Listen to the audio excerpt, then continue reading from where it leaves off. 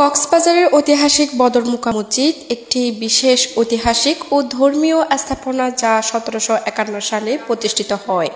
এই মসজিদটি কক্সবাজার শহরের কেন্দ্রস্থলে অবস্থিত এবং এর প্রাচীন স্থাপত্যশৈলী ও ইতিহাসের জন্য বিখ্যাত।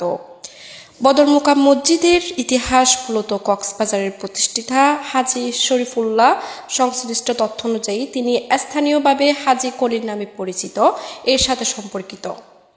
তিনি একজন পবিত্র ব্যক্তি হিসেবে পরিচিত ছিলেন এবং তার ধর্মীয় ও সমাজসেবামূলক কর্মকাণ্ডের জন্য সমাদৃত হন। তার প্রেরণায় এবং নেতৃত্বে এই মসজিদটি নির্মিত হয়েছিল। মসজিদের সুরক্ষার জন্য স্থানীয় কর্তৃপক্ষ এবং ধর্মীয় নেতারা বিশেষ গুরুত্ব দিয়েছেন এবং মসজিদটি রক্ষণাবেক্ষণের জন্য নিয়মিত ব্যবস্থা গ্রহণ করা হয়।